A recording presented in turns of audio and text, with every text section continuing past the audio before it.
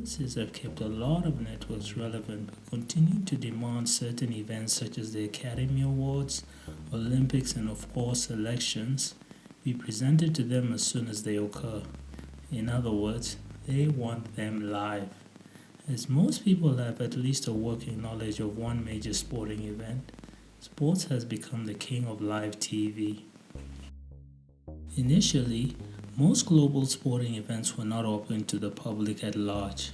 As time passed, the mindsets of governing organizations changed, and many of them have become more inclusive, challenging the norms previously held by society. Despite changes in taste over time, sporting activities have been able to unite our interests and tame our biases. For example, on 24th December 1914 during World War I, German and British soldiers took a break in the middle of a battle and without orders began to play a game of football on Christmas Day, something they did more than once during the war. Good, your little tight-ass rent-a-cop outfits. Merry Christmas, niggas. With racism towards blacks being one of the most enforced laws in past societies, here are some of the pioneers in major sports that challenge such misguided principles.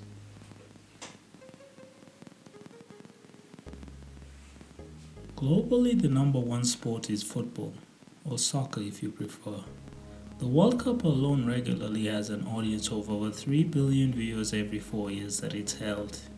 It's by far the world's leading sport, and that number is not including the Euros, Champions League, Europa League, Premier League, and other European leagues, followed by millions.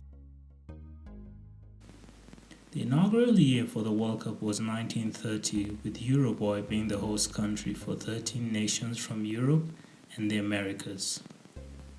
Prior to hosting the event, Uruguay was already known for fielding minorities in their teams, to a point that it became a matter for diplomatic contention.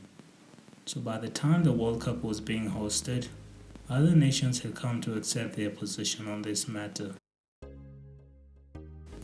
Like most Afro-Latinos, José came from a humble background.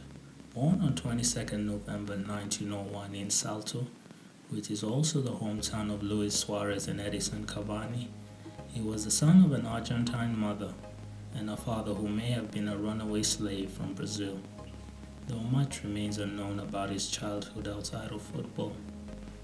Having started his career in the domestic league with local club Bella Vista, José's talents would propel him to new heights in his area, and soon afterwards, he got selected into the national team.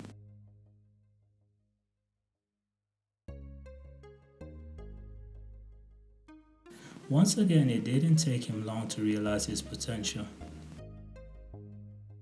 So much so that when José took to the fields to compete for the 1930 World Cup, he had already won the 1923 Copa America and 2 Olympic gold medals in the 1924 and 1928 games. His 1924 medal also made him the first person of color to have won an Olympic gold medal in football. José would then be part of the 1930 Uruguay team that beat Argentina 4-2 to become the World Cup champions, and once again secured his place in history as the first person of color to lift the World Cup. Regrettably, his beginnings are as mysterious as his endings. After living the high life in his golden years, he would die in poverty on 5th October 1957, succumbing to the effects of alcoholism and other illnesses.